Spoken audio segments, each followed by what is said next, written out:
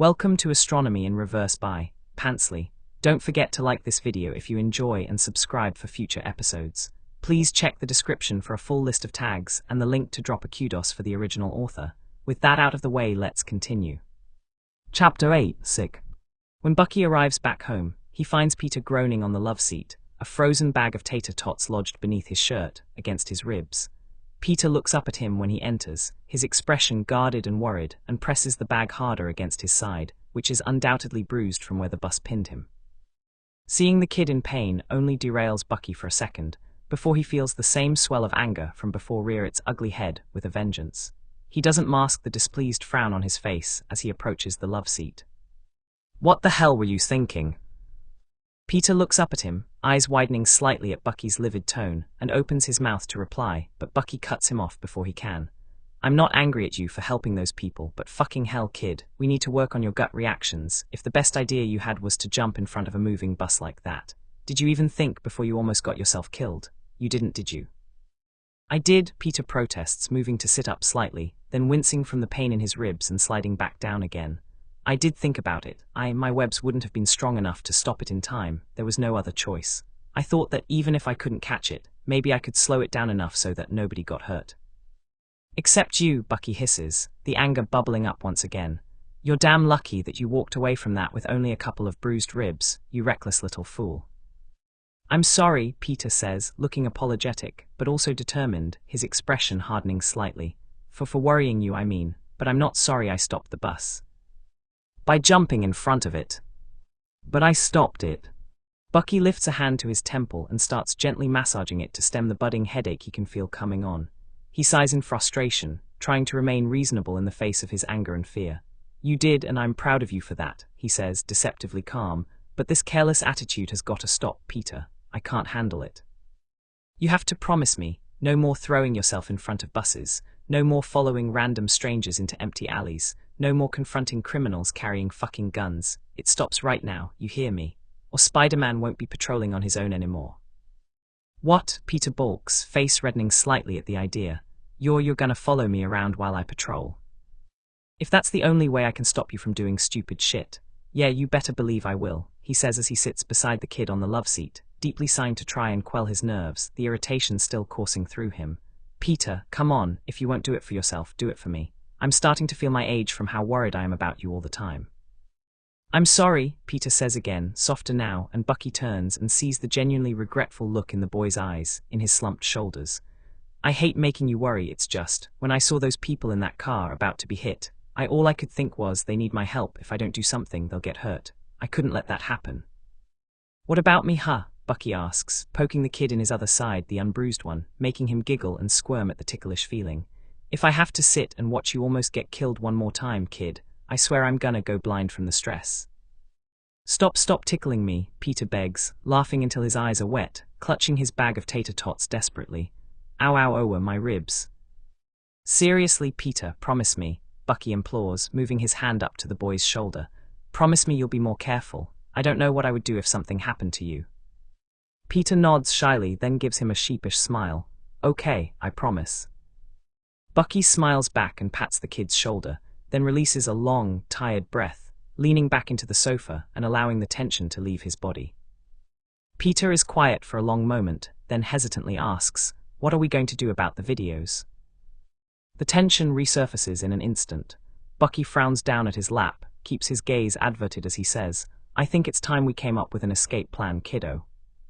He watches Peter lower his gaze to the floor from the corner of his eye, the boy giving a solemn nod. Bucky waits to see if he'll say anything in response, but he stays quiet, lost in thought. He doesn't blame him. The situation looks bleak. Realistically, the only people who actually know Bucky and Peter, and could identify Bucky from those videos, are Frank and his wife, Ned, and maybe old man Delmer.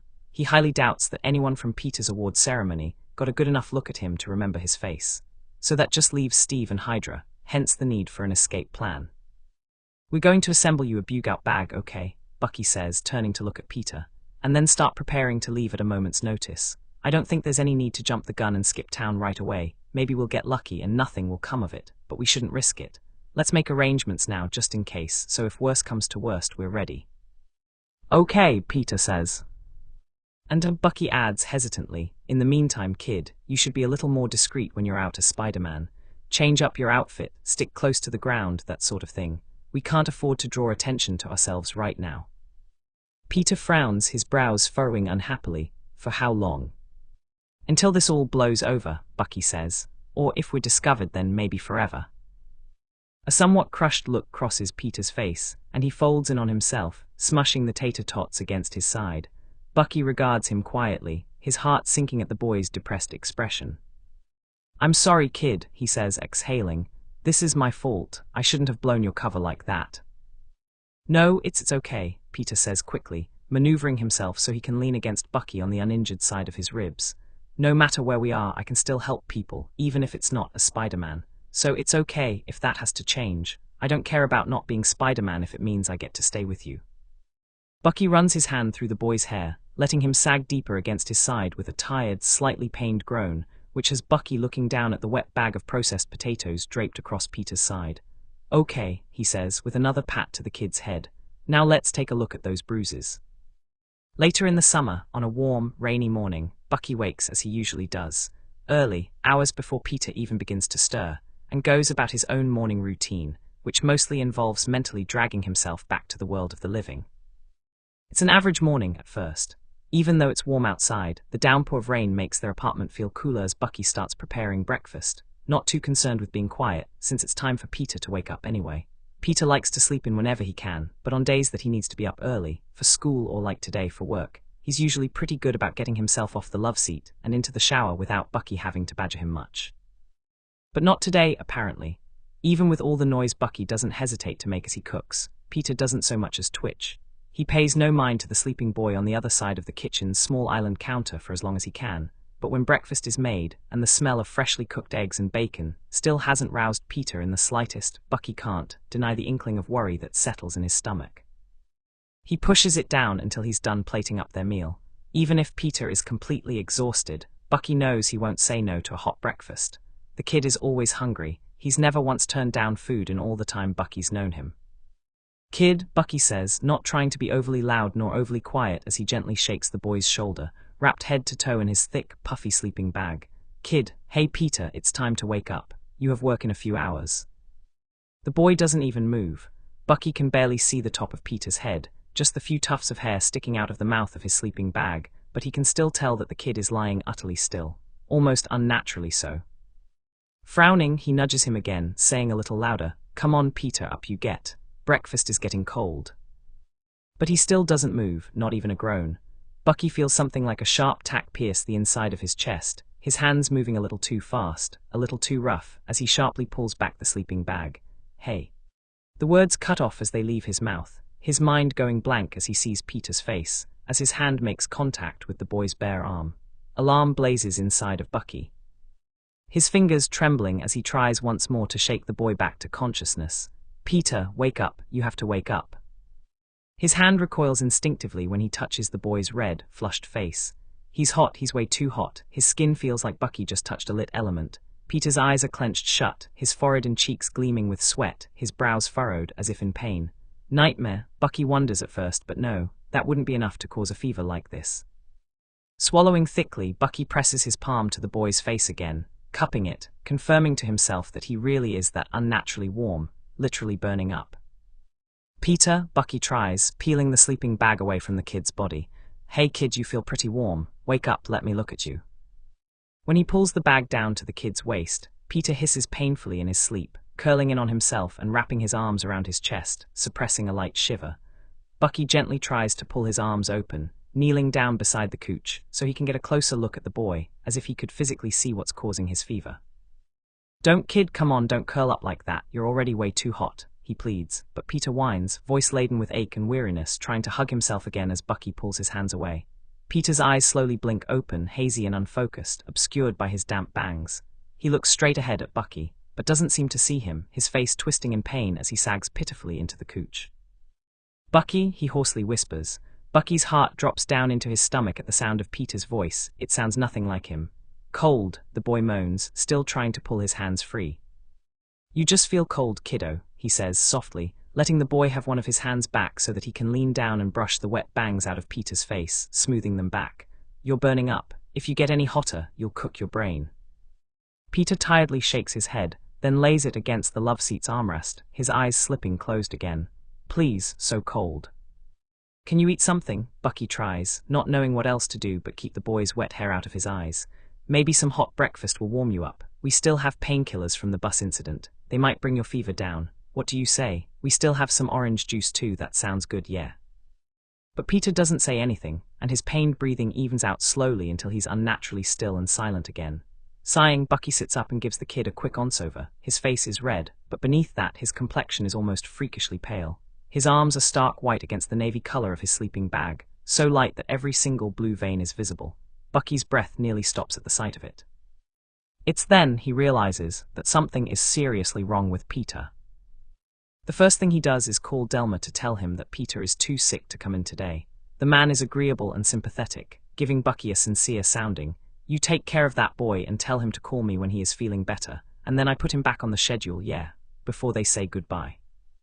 The second thing he does is call Frank, though Sharon is the one who picks up.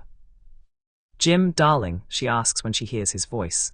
Now what are you calling here for? Are you not coming in today? Sorry, no, he swallows again, trying to get a handle on the shaky, watery sound of his voice. I can't. My kid he's sick. He's really sick. He needs me. The woman gasps quietly, her tone turning a lot less curious and a lot more kind. Oh, Jim, oh no, the poor thing. What's wrong with him? I don't know yet, Bucky says helplessly, sitting again beside the love seat so he can feel Peter's still much too high temperature. He's burning up, he's really hot, and he can't stay awake. How high is his fever? Sharon asks, much calmer than Bucky sounds at the moment. He frowns, trying to get a good range of the temperature through his metal hand, but it's too hard to pinpoint. I don't have a thermometer, he admits, feeling a stab of shame at admitting that to the woman, what she must think of him. This has never happened before. He's never gotten sick before, she asks, the surprise evident in her warm voice. Bucky ducks his head, scrambling to come up with an excuse, a lie, something that wards off suspicion.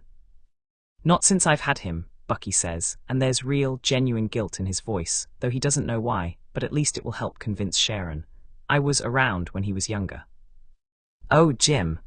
Bucky grits his teeth. There's pity in her voice, but he knows it's not for him. It's for Peter, the son she thinks he walked out on or left. The deadbeat dad who's only just now figuring this shit out, 15 years too late, fucking helpless when he should be an expert. Listen, it's going to be okay, Sharon says, her voice soothing and yet strong, confident and caring all at once. Do you have any Tylenol or ibuprofen? He closes his eyes, trying to remember the label on the bottle of painkillers they still have, what kind they are. Red cap, red sticker on the side. Yes, we have Tylenol. Try and get him to take a couple, she says calmly, and make sure he drinks a lot of fluids. If you're really worried about how warm he is, get him into a cool bath, but not cold. You don't want to put him into shock, just enough to help his body fight it. Okay, Bucky says, swallowing again, feeling ashamed and grateful all at once. Thanks, Sharon. Of course, darling, don't you worry, he'll be just fine. And listen here, if you need us, you call, you hear me. If you need to take him somewhere, I know Frank will be there in his truck in a heartbeat. He adores that boy. So do I, Bucky almost says, hatting this oppressively awful, helpless feeling. Thank you, he says instead, not knowing what else to say. Go take care of your baby, Sharon gently replies, and call if you need to. I will, Bucky promises, and then they say their goodbyes, leaving him once again alone, just him and his sick, unconscious kid. He stands, his body feeling 100 pounds heavier from the stress and the worry, and forces himself to grab a glass of orange juice from the fridge and the bottle of Tylenol from the bathroom. Their breakfast is cold, but Bucky doubts Peter would be up for eating it anyway, so he doesn't bother bringing the boy's plate over to him with the drink and the painkillers. Peter is still out cold, body practically steaming from how hot his skin is to the touch, and it's another short eternity before Bucky is able to wake him enough to sit up and try and take the Tylenol. Peter, come on, just take this and you can go back to sleep, okay? He says, holding the glass for Peter with one hand and cupping the boy's weak fist holding the two small pills in the other, trying to urge him to lift them to his wobbly head. Just take them, they'll make you feel better. Peter slowly lifts his hand to his mouth, completely out of it, his eyes dull like he isn't aware of anything at all around him. He sets the pills on his tongue and sips from the glass when Bucky raises it for him, swallowing with a broken, pained groan. He collapses back against the armrest, eyes closing immediately, as if just sitting up for those 2 minutes took all of his energy. Anxiety continues to flood Bucky as he sets the orange juice and the pill bottle on top of the bar stool beside the love seat within reach, and then begins cleaning up from their uneaten breakfast, his own appetite completely gone. He's in the middle of washing the dishes when Peter abruptly gasps, loud and agonized, and Bucky turns around just in time to see the kid lurch off the couch and bolt for the bathroom. The bar stool is knocked out of the way in Peter's haste, sending the glass and the painkillers flying as it is. Bucky watches as broken glass and orange juice pool across their apartment floor as Peter's sobbing, heaving sounds of throwing up echo from the bathroom. Bucky has to untape the newspapers on the window so that he can open it and let the fresh, cool outside air into the apartment, still damp from the rain. Peter whines miserably as the air hits him, reaching desperately for his sleeping bag as Bucky takes it away. "Peter, I told you, you're way too hot for this right now. We need to cool you and this whole place down. Just bear with it, okay?" "Can't," Peter sobs, curling up as tight as he can when he realizes Bucky won't hand him his sleeping bag back. "Please, I'm so cold." Bucky merely shushes him, running a cool, wet cloth over his forehead, despite Peter weakly thrashing to escape from it. He soothingly rubs the kid's back after, not knowing what else to do as he sits next to the love seat on the floor. And Peter shifts his entire curled up, shivering form closer to him and presses against Bucky's side, seeking warmth. With a small sigh, Bucky relents and leans further against the couch, letting Peter curl up against him, tears leaking from the kid's tightly shut eyes as he trembles from the cold and the pain. Helplessness consumes Bucky as he sits there, gently patting the boy's back, petting his hair, one arm over him as Peter curls up beneath his arm and presses his fevered body into Bucky's ribs. "Are you hungry?" he quietly asks, but Peter shakes his head, just one quick, aborted nod. Frowning, Bucky turns and eyes the bottle of Tylenol beside him, nearly empty now, Peter not able to keep a single pill down, not even just plain water.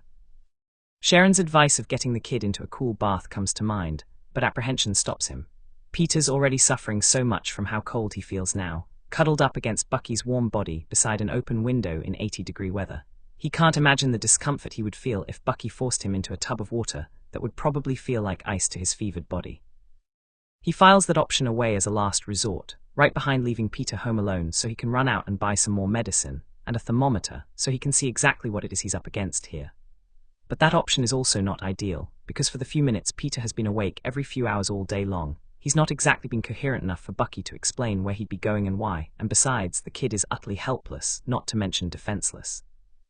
Bucky can't leave him alone, unless he absolutely has to.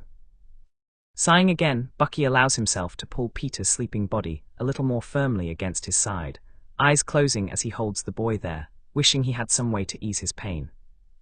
A distant, angry part of himself deep down rages furiously at the unfairness of it all. If they had been regular people, Bucky could have taken him to a hospital, or a walk-in clinic, or hell. Even if only he had been a regular person, he could take Peter right to the Avengers, to Steve, who probably have or know doctors that would be able to help an enhanced kid like Peter. But he's not a regular person, and neither is Peter, and it's unfair, but it's just the two of them, fighting against everything, even their own bodies, now, and when Peter needs his help, it's up to just him, everything riding on Bucky's shoulders because he is the adult and this is the responsibility he took on. And he wouldn't give Peter up for anything, but right now, in this moment, Bucky is painfully, acutely aware of just how much weight is on his shoulders. That train of self-pity is derailed violently when Bucky hears the familiar, rhythmic creak of the stairs that lead up to their balcony outside. He doesn't recognize the footsteps, but they both of them are unmistakably walking up to their front door, one behind the other. Bucky pulls himself to his feet and quickly throws on his jacket, his glove and his hat, pulling it low, unsure of who could possibly be coming to their apartment. He's hesitant to open the door when there's a quiet yet firm knock, especially with Peter in this state. If this is an ambush or an attack, they're fucked. Peter can't even stand up like this. But Bucky has no way of knowing who might be on the other side, so squaring his shoulders, he tempts fate and opens the door. And goes totally numb with surprise and shock when he sees Frank and Sharon standing there, hands full of shopping bags, which is eerily familiar, both looking grim and serious, though Sharon smiles sweetly at him when he meets her eyes. "Heard your boy was sick," Frank says, while Bucky still struggles to find any words. "We thought we'd bring you a few things," Sharon adds, motioning to the bags she's holding.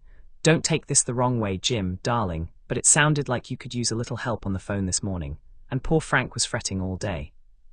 Frank gives his wife a surly look, then glances over Bucky's shoulder, no doubt spying Peter on the love seat across the room. "Doesn't look like he's feeling any better," the man remarks gravely.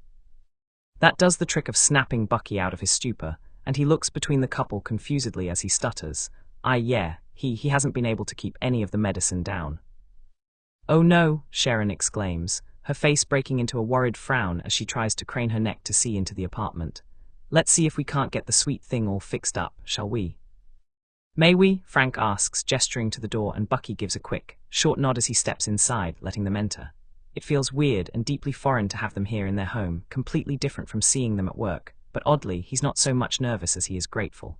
Grateful that he isn't completely alone in this, that someone else cares about Peter like he does, at least a little. Sharon sets the bags on the counter, and then immediately goes to kneel by Peter on the love seat, feeling his face with her hands, which makes Peter gasp and flinch away from the cold feeling, her face scrunching with worry as he does. Frank glances around the still mostly barren room, polite enough not to voice the opinion that he's showing very clearly on his face. Jim, there's a thermometer in one of the bags on the counter. Would you grab it, please? Sharon asks, and Bucky is quick to open the bags, finding the thermometer nestled in amongst all sorts of other things. Gatorade, cans of soup, cups of Jell-O, something called NyQuil, more Tylenol, cough drops, a hot water bottle, a bottle of orange juice, more crap than Bucky ever would have even considered to grab if he'd gone to the store himself. He brings the thermometer over to the woman, clearing his throat as he says, "You guys really went overboard, but thanks, I really appreciate." Frank regards him quietly for a moment, then says, "We had our daughter young, and she was a real healthy kid, hardly even had a cold till she was 4. Then one day out of nowhere, bam, she's down for 2 whole weeks with the flu. We were scared shitless, I'll never forget it. Couldn't sleep at all the whole time, worried she was gonna choke in her sleep, or have a seizure from how high her fever was. As a father, I'll never forget how helpless I felt back then, and he gestures to Sharon, then back to himself. We had each other and my parents and Sharon's sister. We had people to help us get through it, and I don't know where we'd be if we didn't, cause we were young and stupid and had no idea what to do. So consider this my paying it forward, Barnes, one father to another." Bucky opens his mouth to thank the man again, when a quiet, incessant beeping has him turning his attention back on Sharon, who is staring down at the thermometer in her hands with wide, panicked eyes. She quickly darts her head to look up at Bucky and says, "We need to get him to a hospital." "Why?" Bucky asks, feeling panic light up like fireworks inside his gut. "What does it say?" "How high is it?" asks Frank as he steps closer to the love seat, his expression darkening slightly as he glances at Peter's delirious, sweat-soaked face. "It's 108, says Sharon, her lips tightening into a distraught frown. "Jim, that's high enough to cause brain damage. He needs medical attention." His jaw tightens as he grits his teeth, feeling his metal arm vibrate slightly from how hard he clenches his fist. He can't take Peter to a hospital, even if he could afford to. That's just not an option, without Peter ending up being taken away at best, and Bucky being found at worst.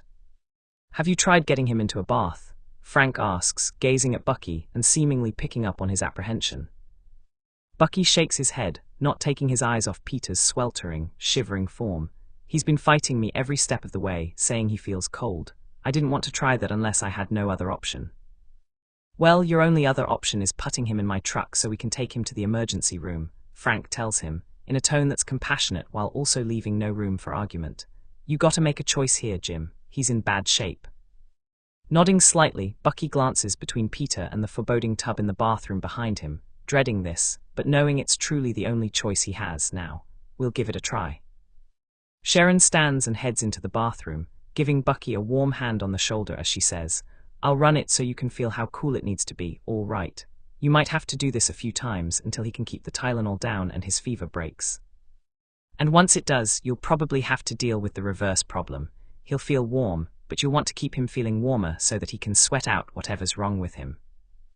As long as his fever is low grade, make sure you keep him hot enough so his body gets rid of its toxins. Hot showers that steam up the bathroom are good for that," Frank adds. Bucky nods along again, listening, until Sharon has the tub filled and ready. Bucky dips his hand in, finding the cool temperature actually quite pleasant in their warm apartment, though anxiety fills him again, knowing Peter won't feel the same way. "Jim," Sharon says as he says goodbye to them at the door, "if his fever hasn't gone down by tonight, I want you to promise you will call us, all right? We'll help you get him some help." He nods again, swallowing, steeling his features. "I promise." Frank nods, clapping him on the shoulder. "If we don't hear from you tonight, you call us tomorrow morning, let us know how he's doing, yeah?" "Yeah." "Good man," Frank says, sparing Peter one final glance as they head out the door. Go take care of your boy, we'll talk to you soon. I will, Bucky says as he watches them leave. Thanks again. And then they're gone. Bucky sighs, feeling his insides twist as he shuts the door. Just him and Peter again now, and the truly awful experience he's about to put them both through. Peter is practically comatose as Bucky bends down and tries to wake him, feeling his burning forehead with even more trepidation now that he knows just how bad his fever is. Peter, he says, whispering without meaning to, catching himself almost speaking too quietly to even wake the boy up. Come on, kiddo, you need to get up. We gotta get you into the bath.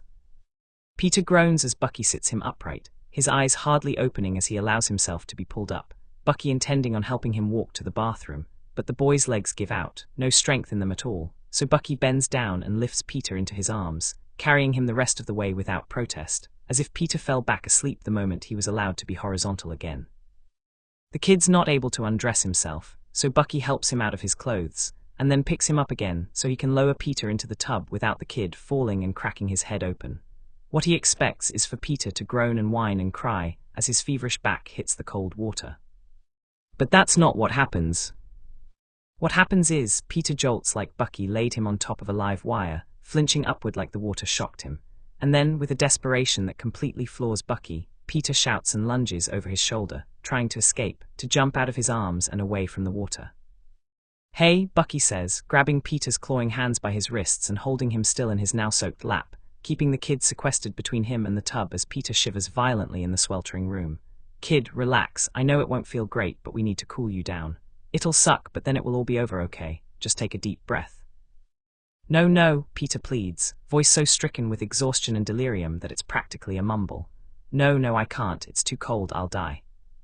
If we don't bring your fever down, yeah, you will, he says, hatting the words as they come out of his mouth, feeling his chest constrict at the implication of what he just said. Peter, please, I'm begging you, get in the tub. I can't, Peter sobs, leaning in against Bucky's chest, half burrowing in his damp jacket, his whole body racked with trembles. Closing his eyes and tipping his head back, feeling his small, sick child shake fiercely in his arms, Bucky forces himself to take a deep breath, steels himself, and then lowers Peter into the tub again, pinning the boy's arms to his chest as he presses down on his shoulder, submerging him up to his neck. Peter lets out a deafening, heartbreaking wail as the cool water envelopes him, tears immediately leaking down his flushed face as he tries to twist his body, kicking his legs out futilely, not strong enough in his weakened state to put up much resistance at all against Bucky's strength.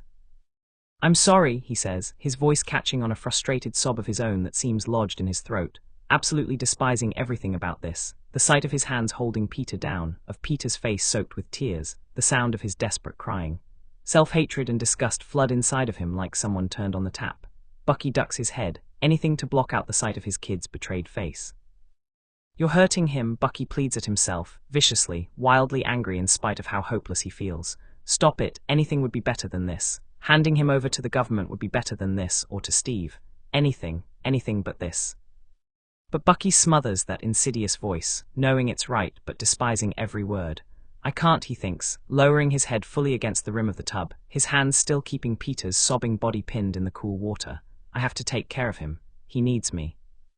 Uselessness and frustration well up inside of Bucky. It isn't fair, none of it. What the hell is he supposed to do? Peter needs to go to the hospital and Bucky can't fucking take him. Can't afford a goddamn doctor anyway. He can't help the kid, can't do anything except hold his shivering, sobbing body down in a cold tub to try and break his fever. No way to help him without causing him pain. And worse, he has no way of knowing what's wrong with Peter or how this happened. Is Peter even capable of getting a virus with his healing factor?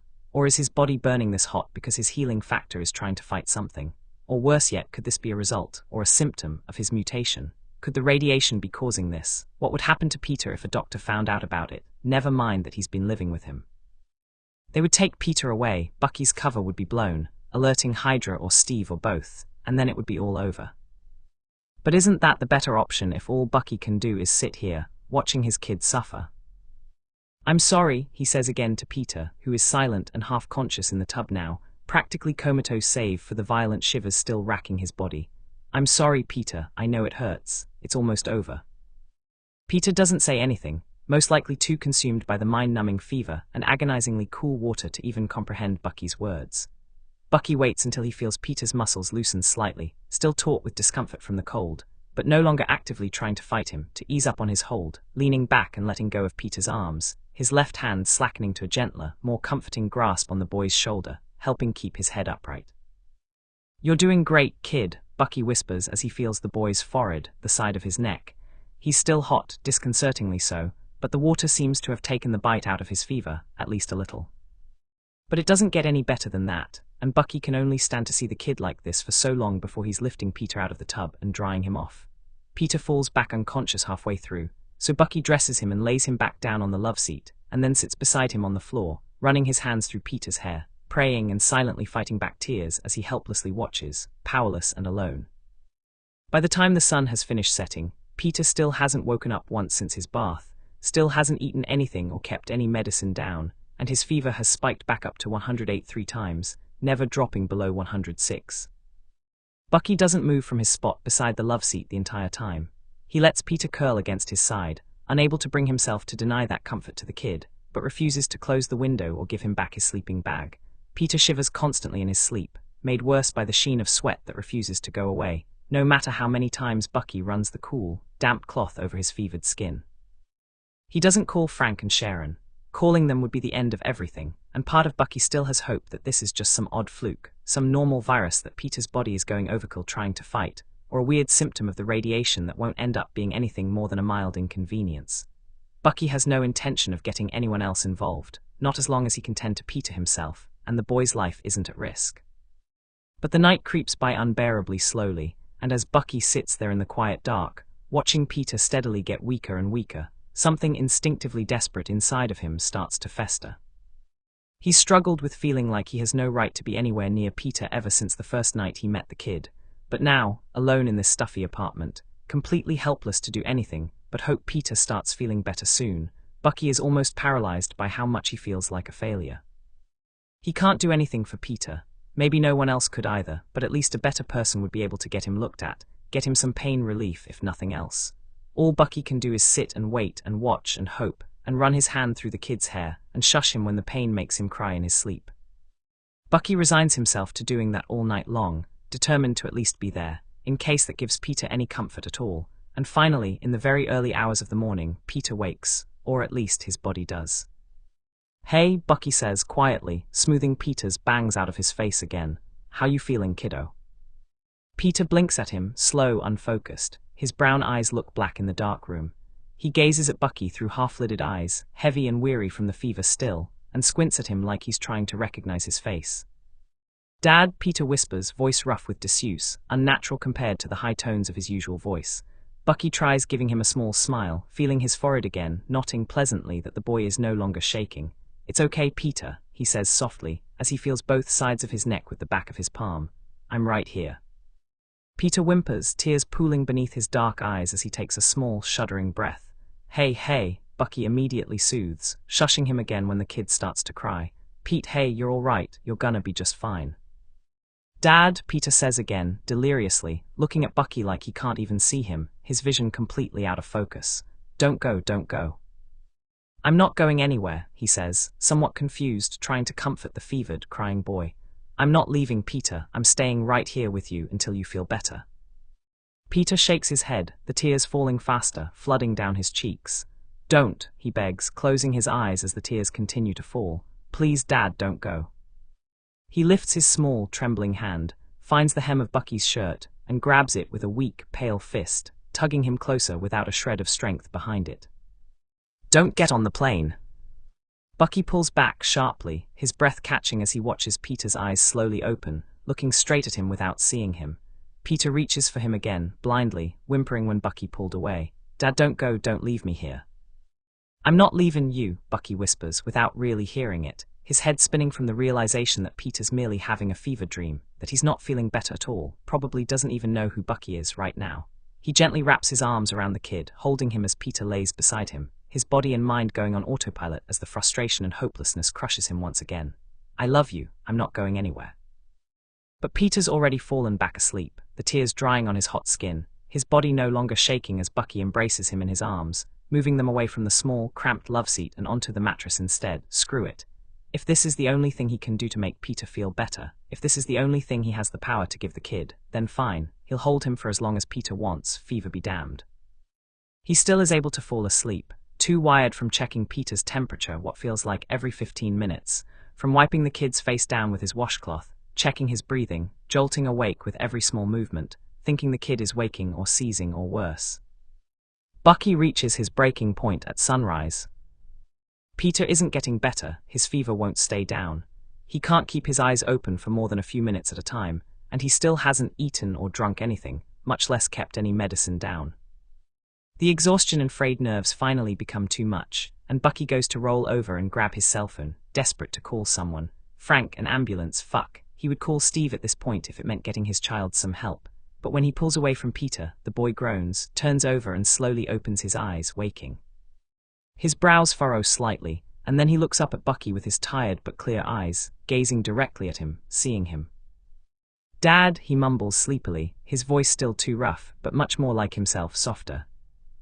"Hey kid," Bucky says as he leans down, habitually pressing the back of his hand to the side of Peter's neck. "Don't worry, I'm not going anywhere." Peter hums sleepily, cuddling into Bucky's pillow, then looks back up at him and tiredly says, "I feel pretty hot," as a small smile crosses his face. "And I'm really hungry."